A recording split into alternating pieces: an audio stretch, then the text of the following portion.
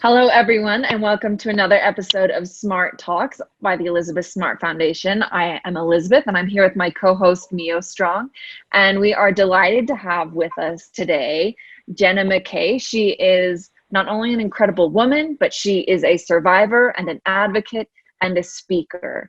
And she has an extraordinary story that I just can't wait to dive in and let you hear from her firsthand. So, Jenna, thank you for joining us today. I'm so excited to have this time with you. And I'm wondering, can we just start right straight at the beginning of your story?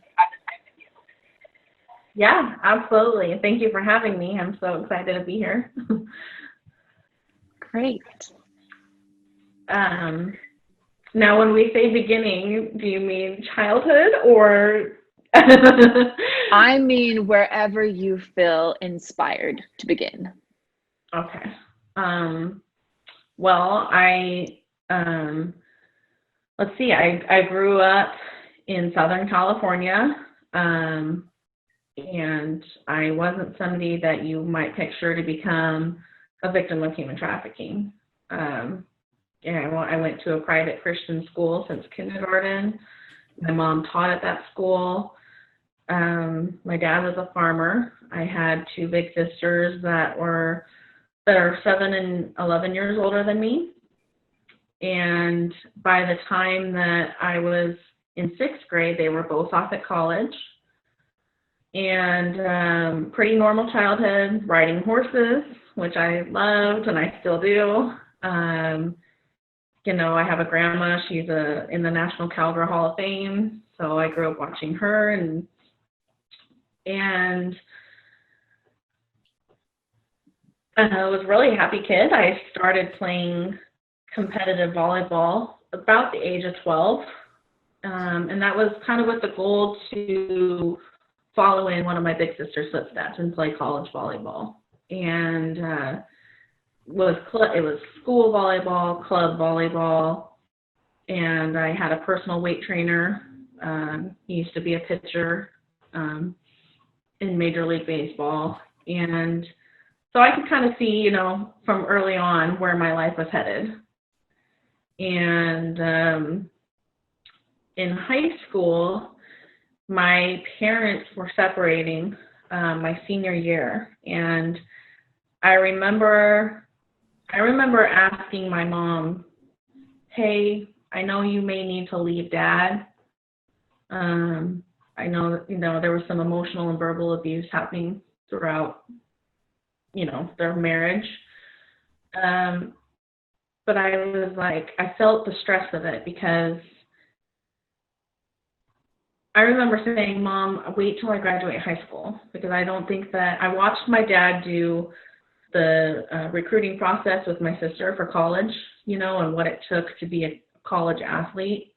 And I felt that I was going to be left in it, that who's going to help me film all my tournaments, and who's going to help me apply to college. And so I just was so scared. I felt it then. But she did leave, which kind of made me vulnerable. And I had already met my trafficker at this point. He wasn't somebody that you might picture to become a trafficker. He was raised by his grandma and grandpa in Washington until the age of 13. And then he moved to SoCal with his mom and his stepdad. His stepdad was a chief in the Navy and a pastor, and his mom had a successful business. His stepdad, who was a pastor and a chief in the Navy, and his mom was a successful, she had a business. And so, dating him, it didn't feel like I was in any danger, even though there was a lot of abuse. I just didn't realize it was abuse when we were in a relationship. I didn't really have a healthy understanding. I wasn't even really taught, even in my school, definitely wasn't taught about trafficking, let alone red flags when you're dating, signs that are to look out for. And do you mind going just a little bit down that rabbit hole really fast. What were some of the red flags that you didn't recognize that now in hindsight you do? Yeah. When we were dating, he would break up with me and then make up with me a lot. He would cheat on me, but it would be, forgive me, I messed up. I love you. I want to be with you. And I went from this confident volleyball player, and I could see my self-esteem going down and taking him back. Or even not just taking him back, but begging him to be with me. And just my insecurities were there. And he also started introducing me to, parties, drinking and smoking marijuana, and hanging out with people that I probably wouldn't have hung out with if I hadn't met him. And so when my mom left my dad, he was kind of there with that getaway car. Hey, you can drop out of school and you don't have to go play college and you don't have to go do that. You can move in with me. He graduated a year before me and was living on his own. And he said, my mom got her GED and look at her, she's successful. And, and I took it. And once that I dropped out of high school and threw away going and getting a volleyball scholarship, I thought that was it, that there was no turning back, that I wouldn't be able to go to school. And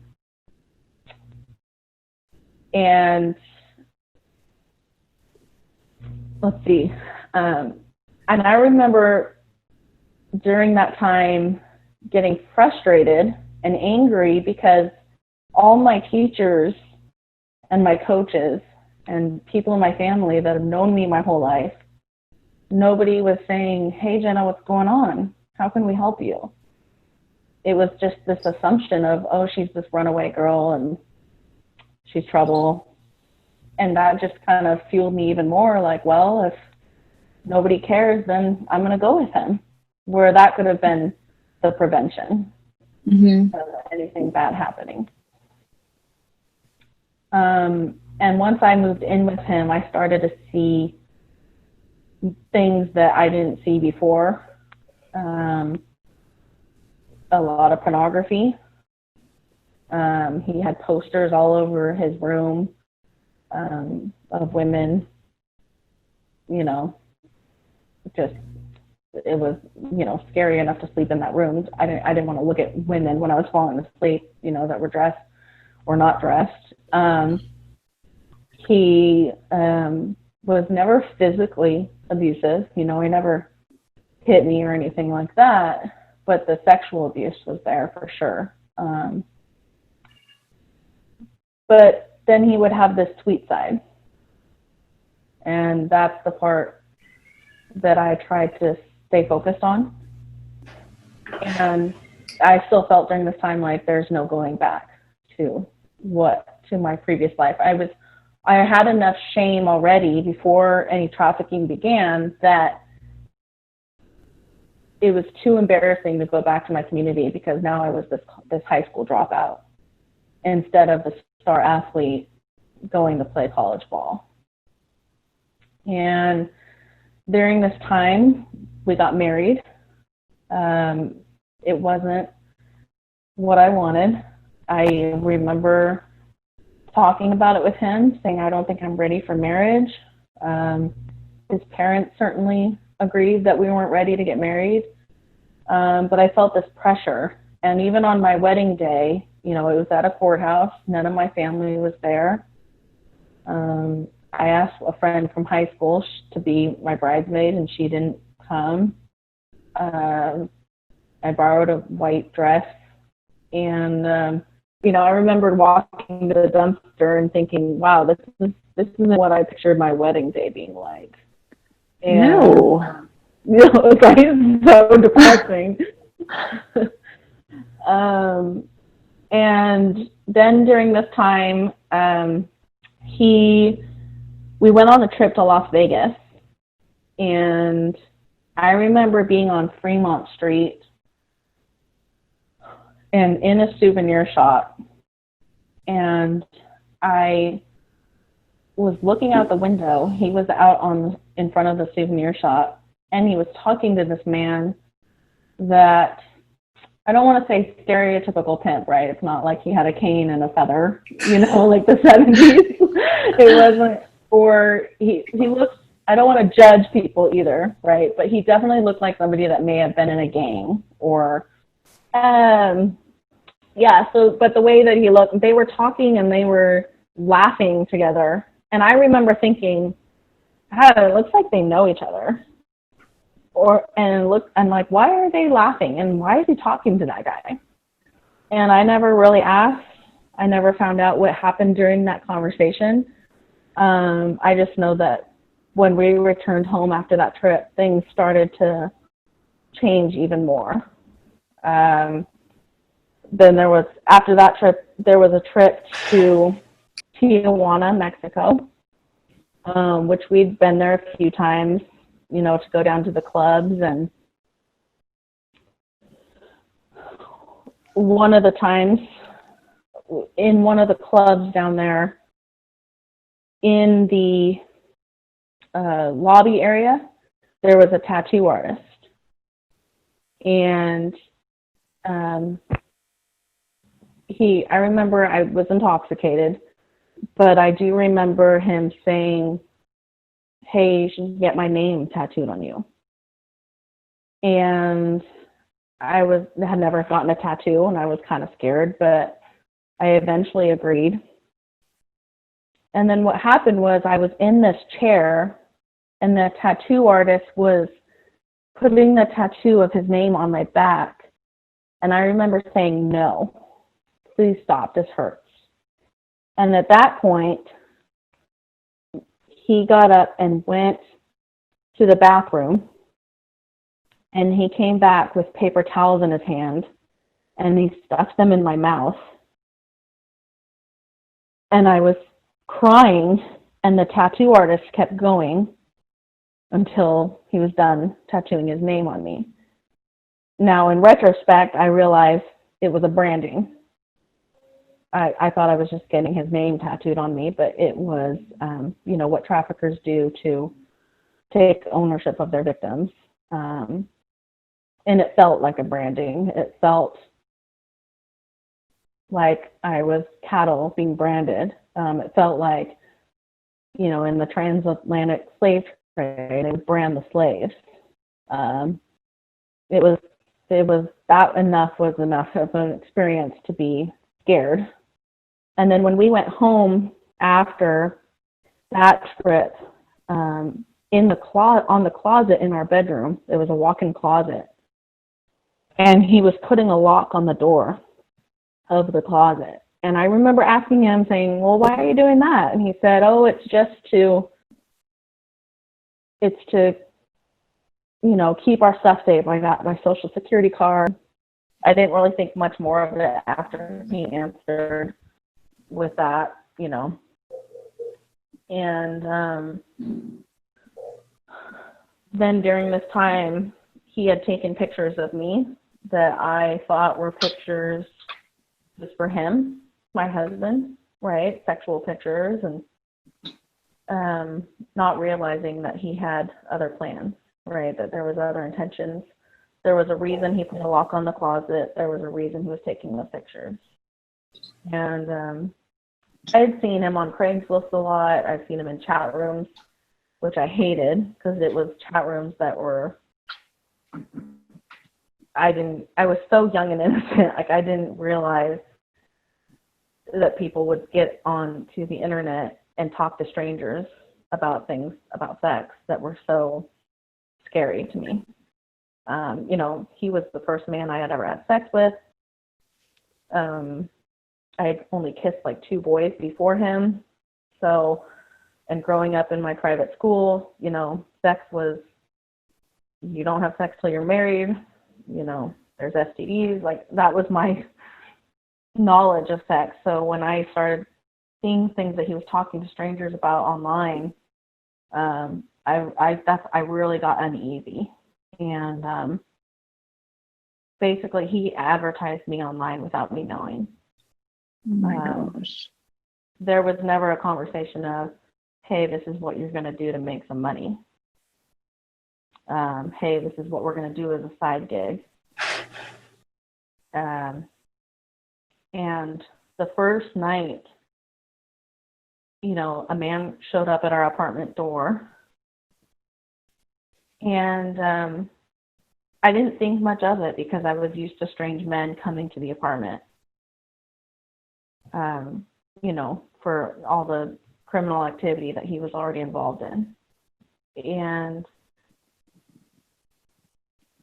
this time he invited the man in.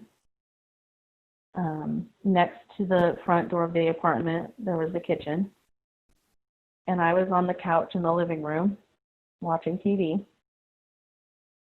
And, you know, I was waiting for that man to leave, get whatever he was getting from him, whatever drug or marijuana that he was selling.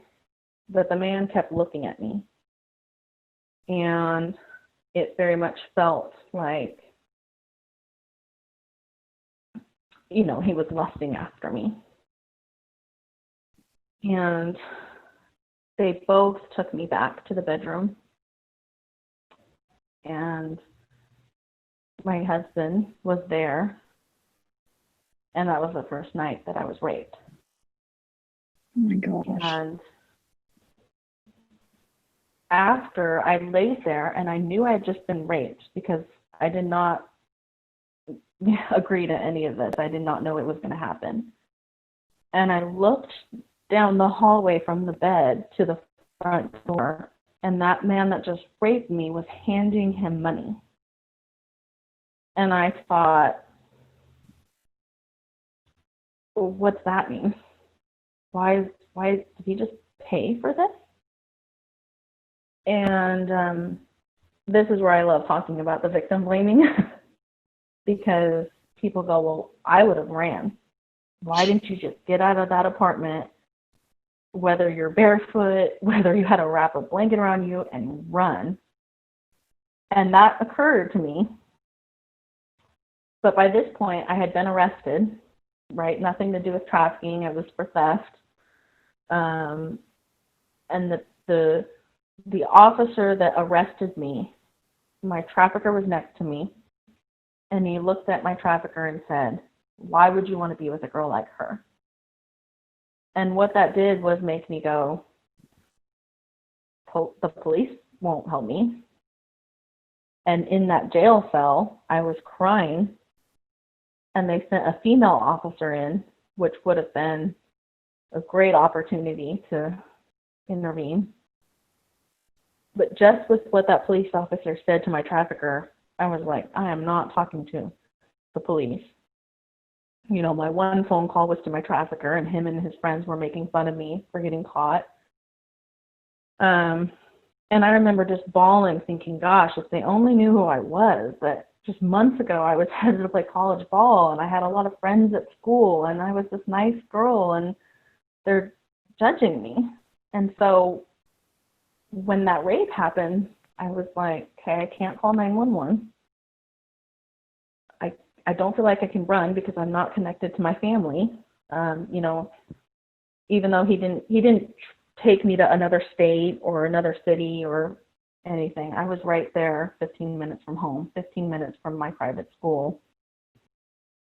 But by this point, he had also gone as far, he went to extreme lengths to keep me from my family and my support system. Went as far as getting a restraining order against my dad, right? Because during this time I was working normal jobs.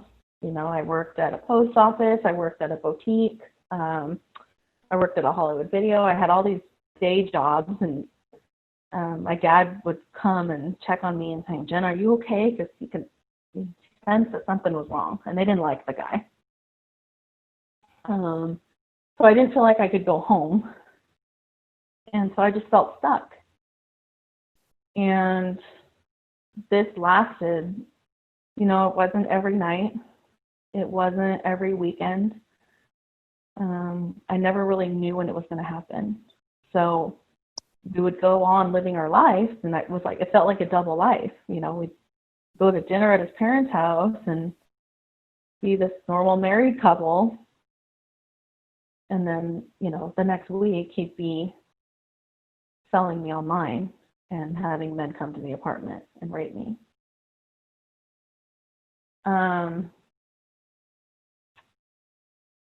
Let's see, I'm trying to think where we want to go from there. I mean, how long did this continue? So this started, it's hard to think of like the months.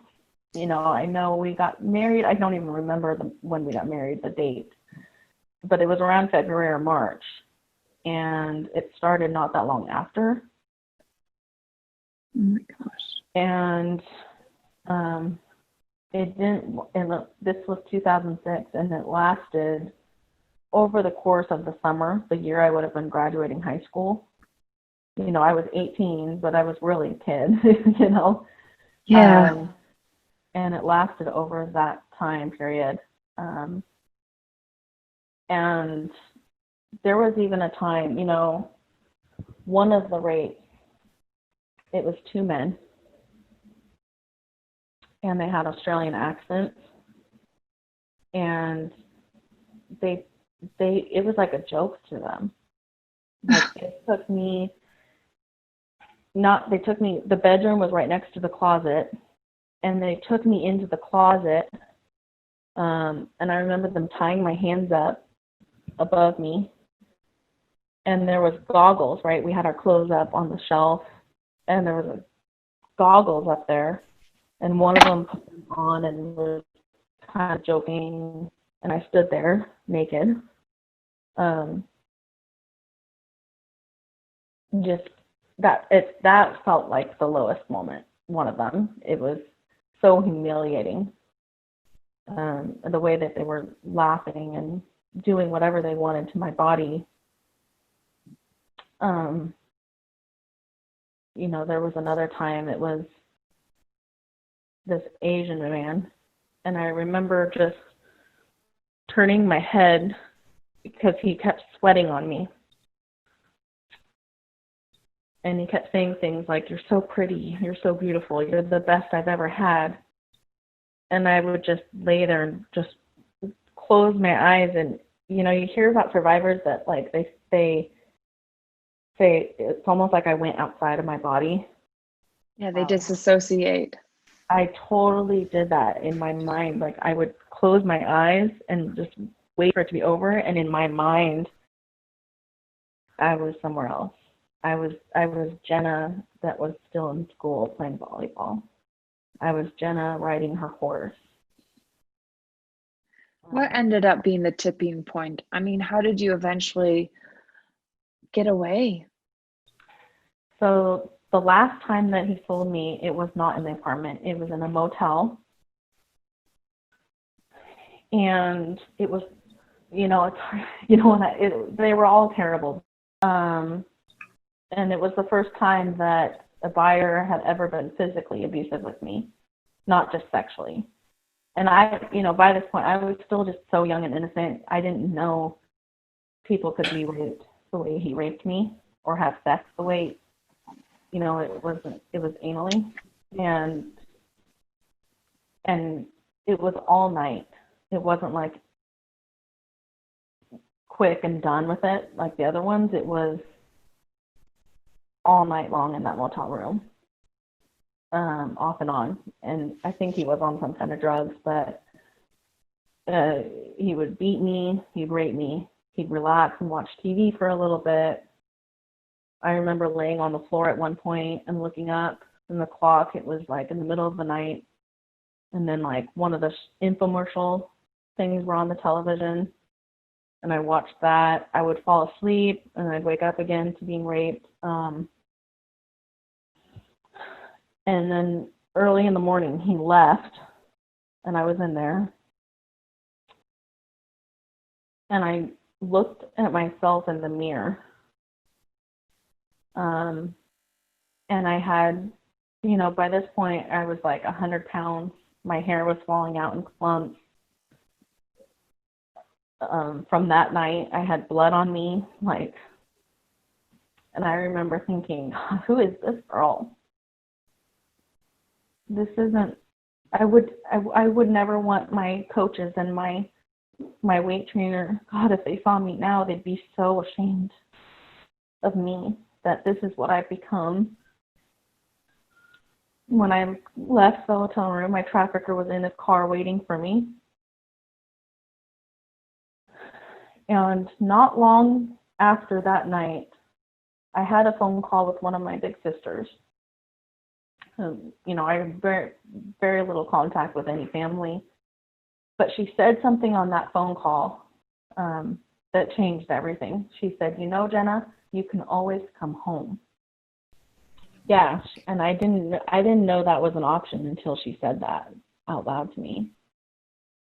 And so that's when I called his dad, his stepdad, and his mom and my dad. And I asked to meet at his stepdad's church. I wanted to be in a safe place.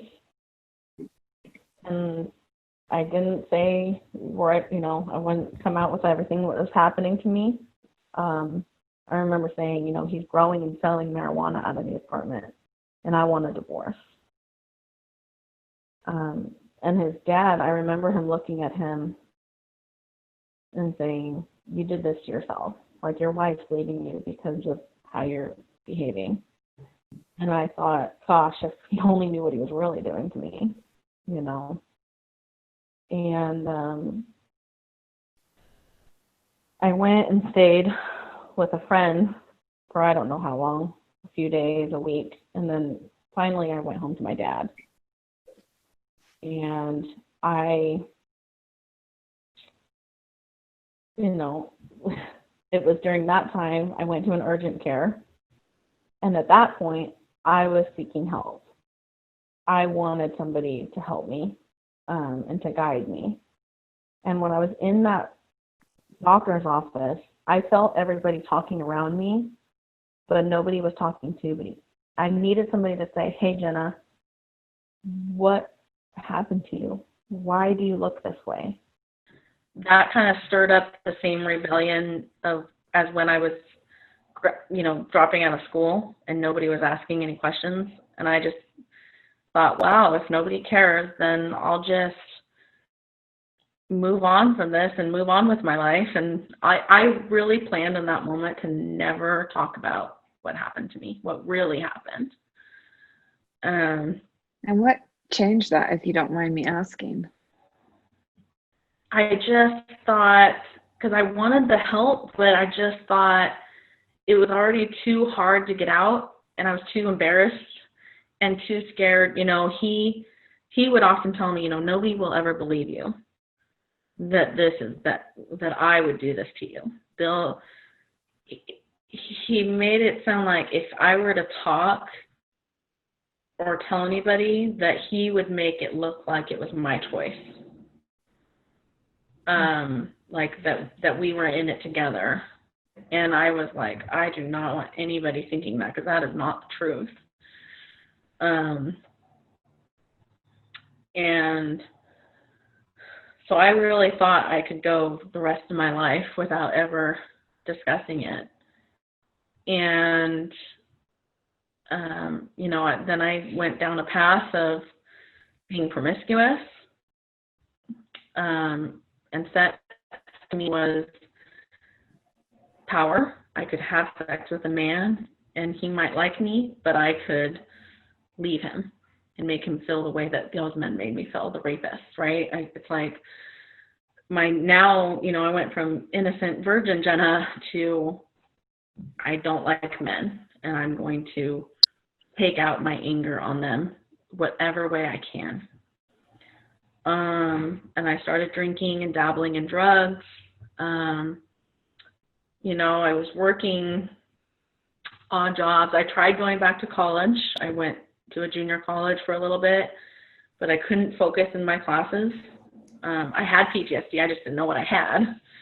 And then I met a man online.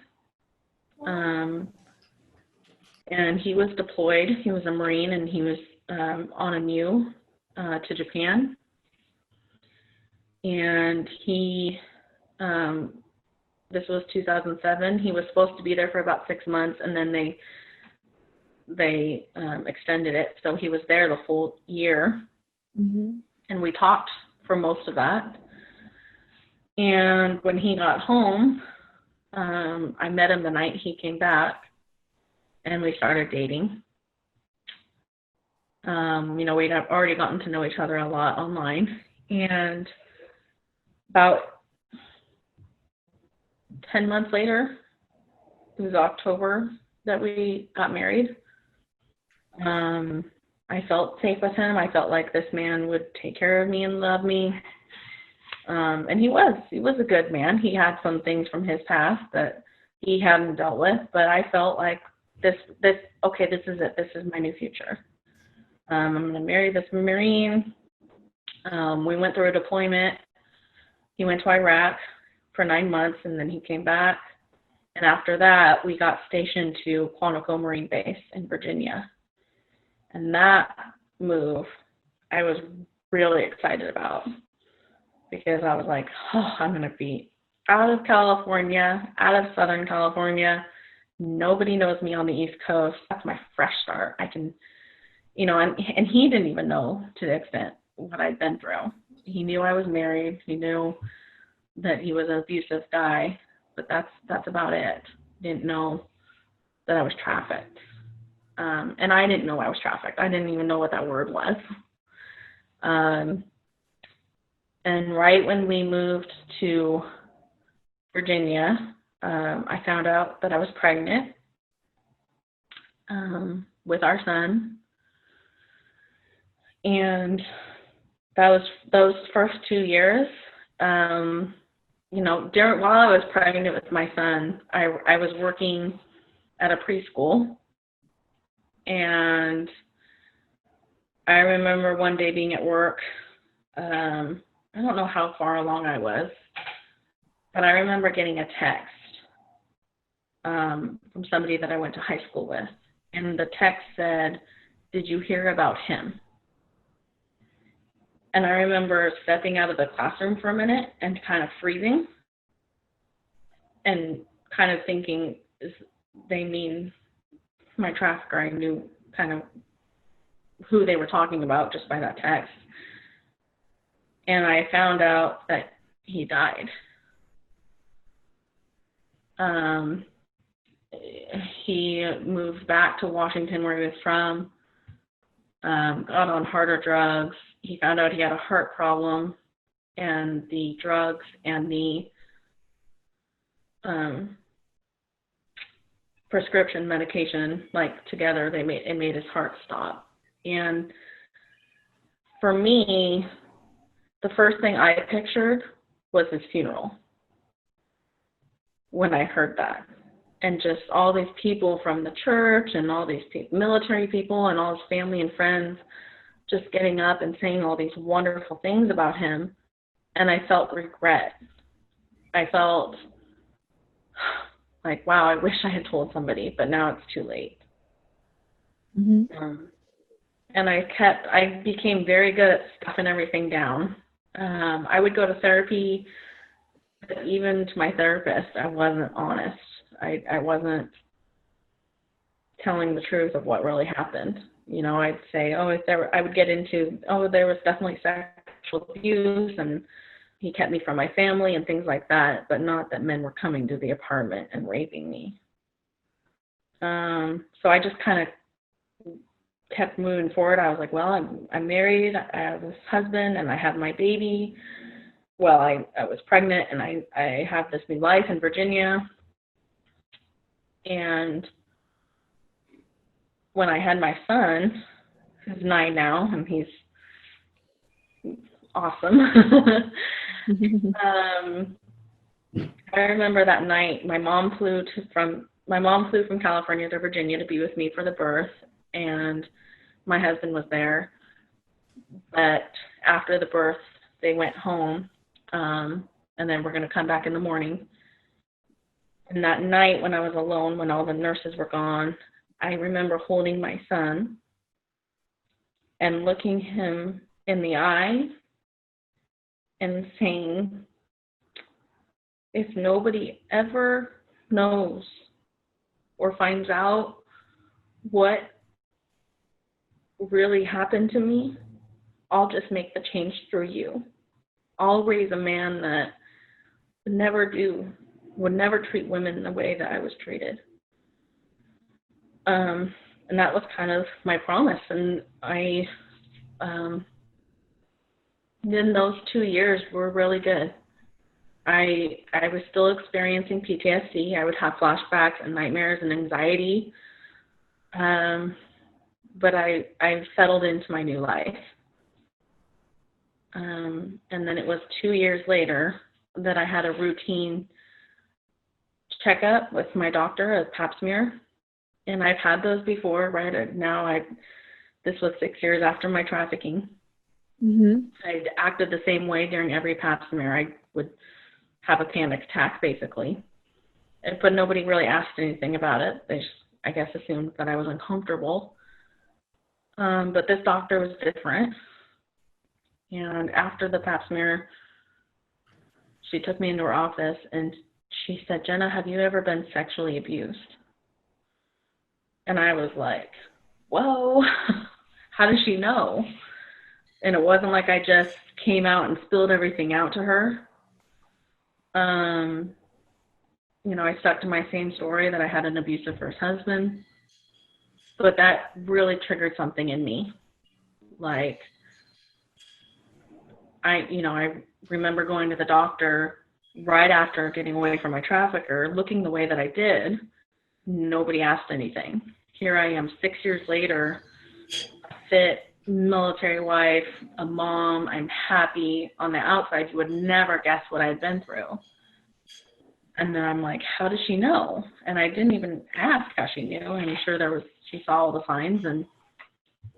And it really triggered my PTSD to another level. I started flashing back, remembering things that I really stuffed down. The nightmares where I'd experienced this PTSD during the 6 years, but it was on another level. And not long after that doctor's appointment, I was having a panic attack, and I called my husband and I said, I am going to go to the emergency room. I don't know what's going to happen. I don't know. I just need to talk to somebody. And when I got there, I told the nurse in the emergency room, I said, I don't feel suicidal. I don't even really feel depressed. I just had some things from my past that I think I need to talk to somebody about, and I don't know who to go to. And she described this place like, the movie Girl Interrupted, the mental hospital. I actually have not seen it, no. Okay, so I'm sure many people will. Yeah, it was a book first, and then they made it into a movie. And when she described this place to me, I was like, I am not going there. It was a mental hospital. And I'm like, you guys are crazy. I just want to talk to somebody. I don't need to go be hospitalized. But after some more talking with her and sharing, I finally agreed to go. And then what happened was, by this point, my husband and my son, who was 2 at the time, they were there. And then they strapped me onto this gurney. And I laid there. And I was strapped down with my arms down at my side. And I started crying, looking at my husband and my son. And I was like, I'm not crazy. I'm not going to hurt anybody. I just want help. And it triggered, it made me feel the same way that I felt when I was in the jail cell. like I was the bad guy, like I was the criminal, like I was the scary one. And when I got to the mental hospital, it was really like no place that I'd ever been. You know, I remember, you know, we would go to our group therapies during the day, and I'd start to share a little, but not a lot. And after 3 days of being there, I met with a psychiatrist. I remember him. I remember his name. I remember his face. I remember the tassels on his shoes. And I remember him saying to me, well, you're very high functioning, and I've been reading about your case and reading about you. And I think you're ready to go home. And the high functioning part, I remember thinking, I might appear high functioning, but I don't feel high functioning. I don't know what that meant exactly, but I don't feel good inside. But he sent me home with anxiety and depression medicine. And I had never been on any kind of medication like that before.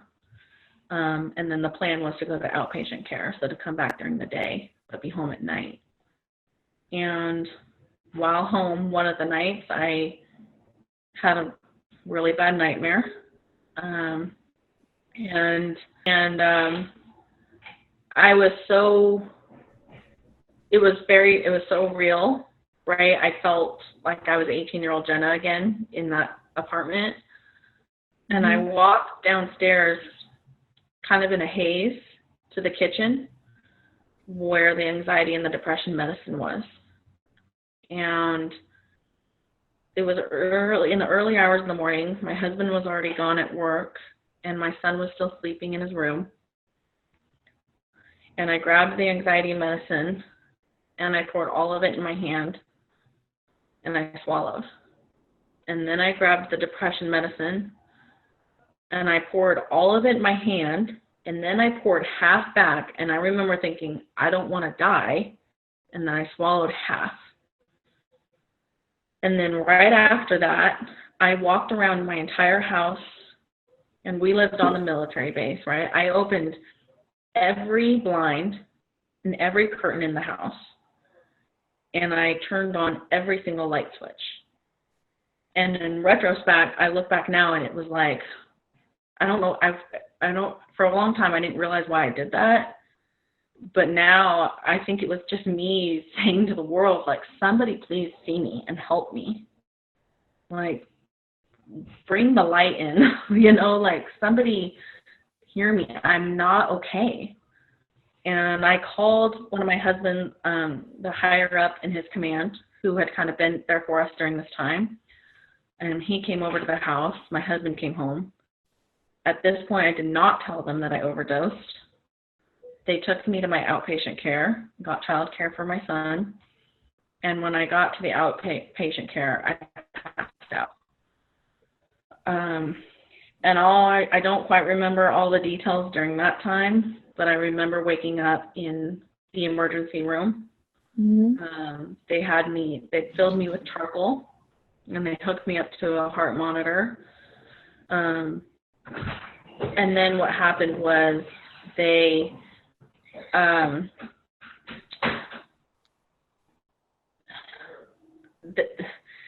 after, you know, I was settled, somebody from CPS came in, and that scared me because I was like, oh my gosh, they're going to take my kid from me. And you know, she started asking me questions, and after talking to her, I remember her saying to me, Jenna, I definitely don't think you were trying to hurt your son. And Jenna, I don't even think you were trying to hurt yourself, let alone or kill yourself. I think you just need help and to talk about some of these things from your past. And I was like, you think? That's what I've been trying to do, you know? And so they did, you know, they put me back into inpatient care.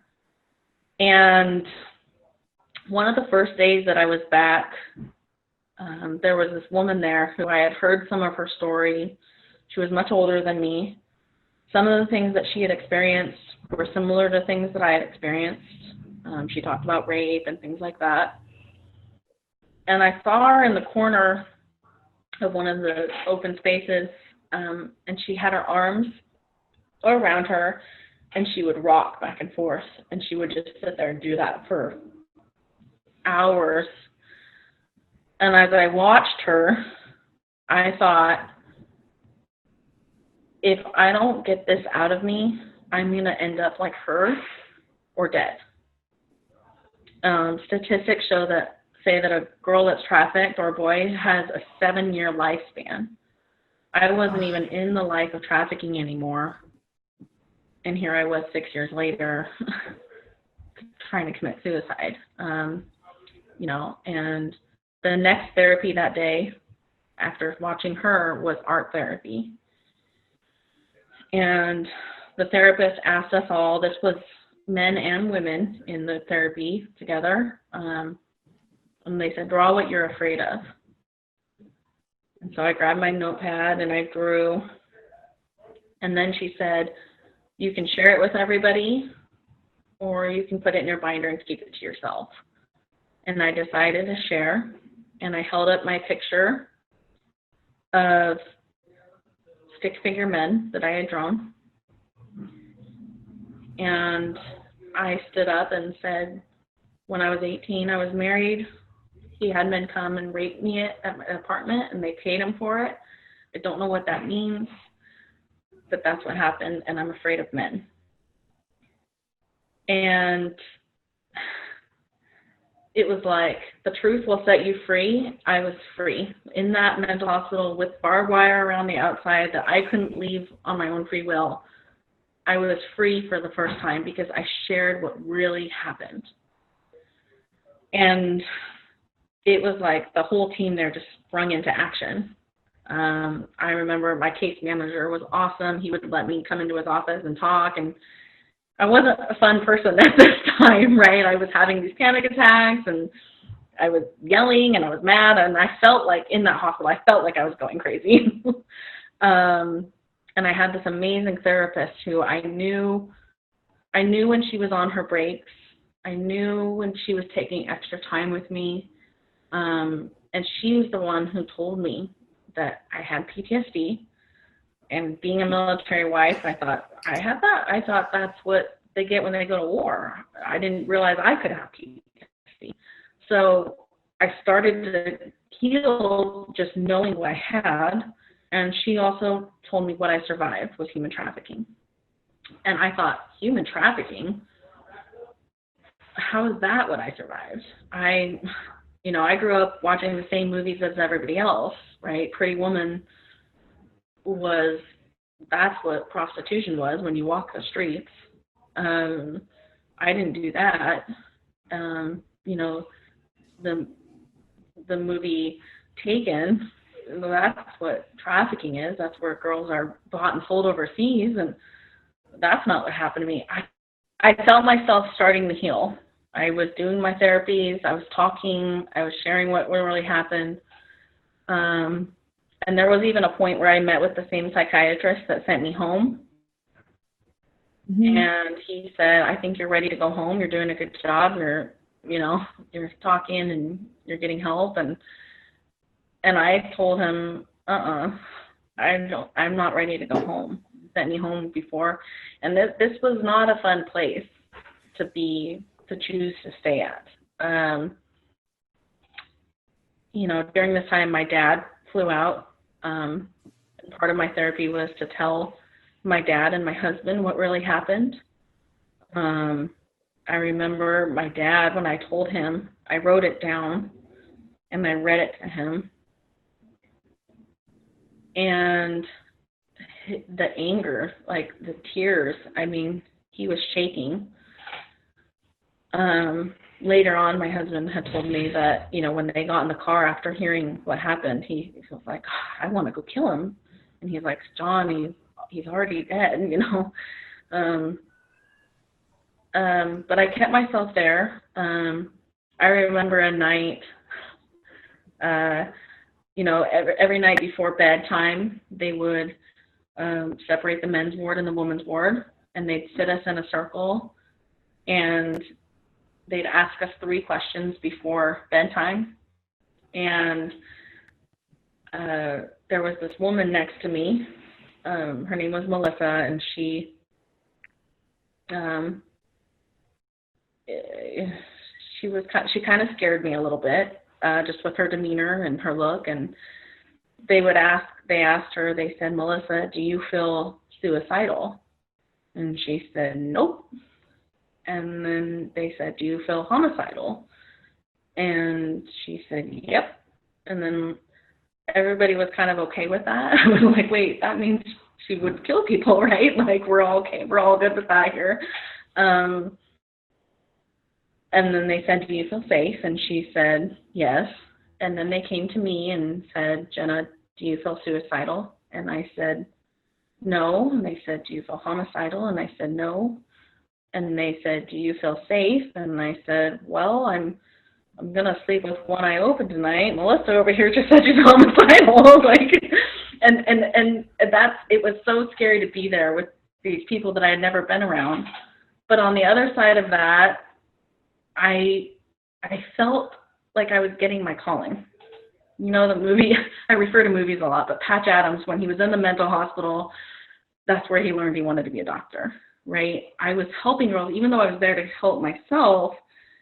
You know, I remember this girl, she was homeless, and they had taken her baby from her, and she had carved his name into her arm, and we would talk for hours, and she'd hug me and say, "Oh, thank you for listening to me." And there was thoughts then, like, maybe I could help somebody with my story. They had said to write down my story, write everything down from birth to now, everything you can remember. And I did that, and what it did was put it into perspective, right? My whole life, right? My trafficking experience was this much of my life. But wow, that was just a little part. I have my whole future ahead of me. And then I remember closing that journal and on the top of it writing "book?" and then kind of left it there. And then when I did get out of the mental hospital, not long after, we got stationed back to Southern California. And I was like really excited because I was going to be close to my family again. And I felt more healed. I felt like, okay, I got this out of me. I can continue therapy in California. And 4 months after I got out of the mental hospital, we were laying in bed, my husband and I, and he asked for a divorce. And at first I didn't believe it.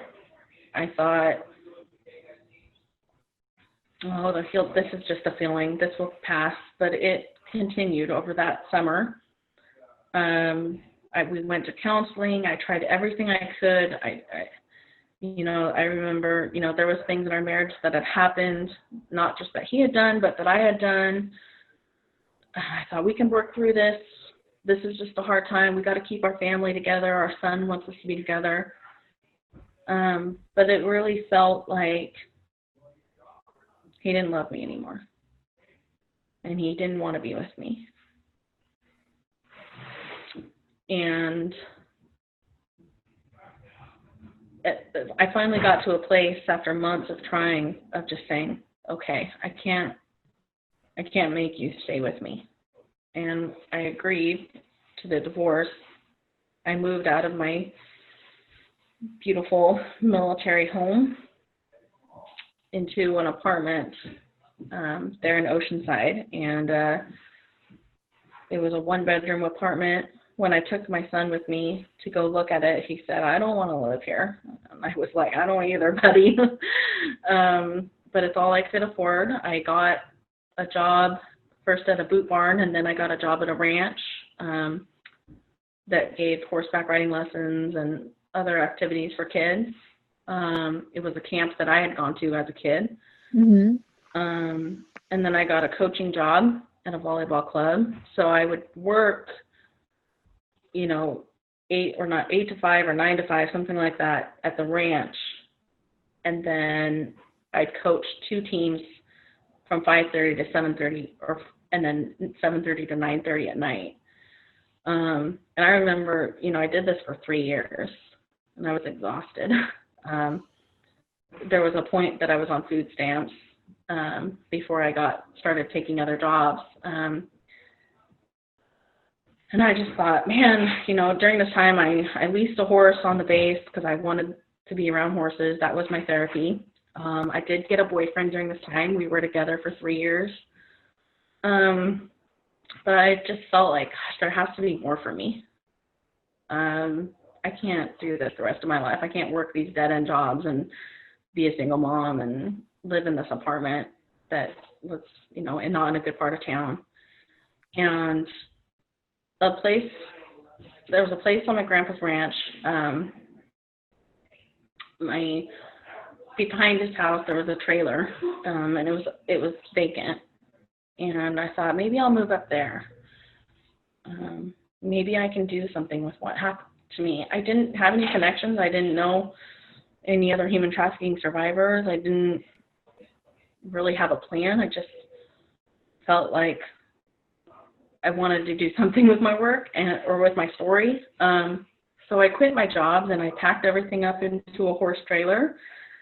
And I drove from SoCal to Northern California. And then I sat there for about 6 months. Like, well, what now? And my big sister, who's a professor, she said, well, why don't you take a couple classes, even if you can only take one class at the junior college at a time. Take a class. And so I did. It was a sociology class. That was 2016. And so that professor still has me come speak to his classes and supports my work. I volunteered for an anti-trafficking organization, which I found was, when I got to go in and talk to juvenile hall, and I started, when I got to work with a victim and go into the police department and talk to her, or go to the juvenile hall and talk, like, it felt natural. Felt like this is what I meant to do. And I found a publisher, because, when the mental hospital, when I put book on that journal, question mark, I had a high school English teacher reach out to me, and she started the book with me. And then she wasn't able to finish, and I thought, well, I still want to write the book. I still want to get this out there. And I found a publisher who kind of guided me to start the Jenna McKay Foundation, which now I get to be the person that I needed when I was 18, when I was in that urgent care. An advocate. I needed somebody to speak for me because I wasn't ready to speak for myself. And I've been doing that for 4 years. I always offer horse therapy to the girls. I don't do it with them. I take them to another organization. But man, to hear a girl's story and then to see her smiling on a horse, and I know what that feels like because I love riding. I hold it together when I'm doing it, but I get in my car and just, it's so cool. And then I started speaking. My first speech was at the college that I was going to. I kind of just, I don't know where the bravery came from. Like, God just gave it to me because I just would walk into offices and be like, hi, I'm Jenna McKay. You want to hear my story? And then I started just getting interested in the trainings and training law enforcement and hospital staff and anybody that would listen to me. And I felt myself heal when I shared my story. It was scary and it's vulnerable and it's like, I don't know if I want everybody to know all of my details. But, and as I healed and as I go to therapy now, still with a really great therapist, I found myself, my friendships were better, my relationships with my family were better. I became the mom that I really wanted to be, present and fun, and just my son just he's been through, for the last 9 years, he's been through it with me. He was there for it all. And he saved my life more than anybody ever did, and now I'm here talking to you. Mm-hmm. I mean, I just think your story is amazing, and it speaks to so many. I mean, I too came from, a very religious community, very conservative community. I did not know a lot about sex. I did not know a lot about I wasn't human trafficked, but I didn't even know people did that at that age. There was so many things that I didn't know about. I mean, I really had lived a very sheltered life, and it's been amazing as Mio and I have gone on these journeys with different people who will come on the podcast and share their stories with us. And I just think what you've shared today is going to resonate so much, because so many times, I mean, it's just episode after episode when we're talking to these survivors and they're sharing their stories. I mean, sometime during the conversation, they said, I didn't even know I was raped. I didn't even know this was happening to me. And so I just feel like what you're saying today is going to resonate so deeply, because that has just been such a common theme, that these intelligent, smart, strong, beautiful women have experienced these terrifying, terrible experiences, and they didn't even know what it was. And so I just have to thank you so much for sharing that vulnerability again and again and again and again. And I just know that you will continue to impact so many people through the work that you're doing. I think it's just amazing to me. Thank you. And I appreciate your support, both of you guys. I admire, I admire you, of course, Elizabeth, and been following you and love listening to you talk about victim blaming, and you just say it like, I'm like, every time you talk, I'm like, yes, dead on. And Mio, I kind of started following you and like the martial arts stuff. I'm like, yeah, sign me up for Smart Defense. I'm ready. Yeah. Well, and I think I think it's your horse therapy, right? Jiu-jitsu is that for a lot of women as well. I mean, I definitely relate to you. And I loved that you just were so honest and open about you wanted to be seen. I think a lot of our listeners on Smart Talks get frustrated and angry and so upset that these injustices are happening. And sometimes it's hard to hear and not feel like we can take action. But you're giving us action. You needed somebody to see you, to listen to you, to take that extra 2 minutes to ask questions. And I think that's so valuable. It's something we can all do, our listeners can all do, is just pay attention. Take that extra time and effort to ask questions. And the best case scenario is you're wrong, but at least somebody will feel heard. And I think it's so important. I'm just so honored to have you on the show today. And thank you so much for sharing so openly. I know. And I think another thing that you illustrated beautifully is that there are two sides. I mean, from your victim's perspective, how there was this question of unknown, and how you do bring up the victim blaming, how a lot of people would think, well, why didn't you just get up and run? Why didn't you just get up and do something? And I love that you bring that up, because that is one of my favorite topics as well. It's not that easy. It's not, I mean, a lot of what happens is instinctual. And for many, many victims, it is just freezing. And so from the security of your own home, or maybe having never been in a threatening position, it's easy to think, and I don't blame people for thinking, well, I wouldn't do that. I would do this. I would do this. I mean, I remember before I was kidnapped, lying in bed next to my younger sister, because we shared a room, we shared a bed, and I slept next to the door. And I remember always thinking, well, if a bad guy came in here, it's a good thing that I'm by the door, because I'm bigger than my sister, and I'd protect her, and I'd do this, and I'd do that. And then when the night actually came that I was kidnapped, I didn't do anything that I ever thought I would do. Yeah. I mean, it's not a conscious thing that you do. It's just your body takes over. You're not thinking with your brain. It's purely instinctual. I mean, we see it all the time in the Animal Planet. If you want a perfect example, go watch Penguins on the Disney Plus. They have their penguin show. Yeah. And can't even remember the exact title of it. That's awful. I'm telling you to go watch it, and I can't even think the title of it. I know what you mean, though. These penguins, they have these little baby penguins, and they have to get across the ice to get to the water. And one of the babies, there's a leopard seal coming after the baby penguin, and I don't think the leopard seal really sees the baby penguin as food because it's so small, but he's like playing after it, trying to get it. If the penguin had fought back, if the baby penguin had done anything else, he would have been killed. But the baby penguin just acts dead, and the leopard seal loses interest and swims away. And that is so common in what happens to us, to each one of us. I mean, it is a natural protection instinct. It just kicks in. And so when you look at people and think, well, I would never do that, you don't actually know what you would do until you're in that situation.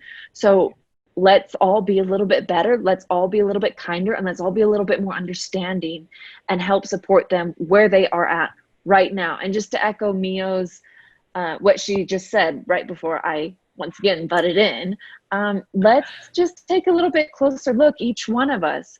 We had a guest on a couple of weeks ago who said that the most important thing anyone can do is to love a victim through their trauma.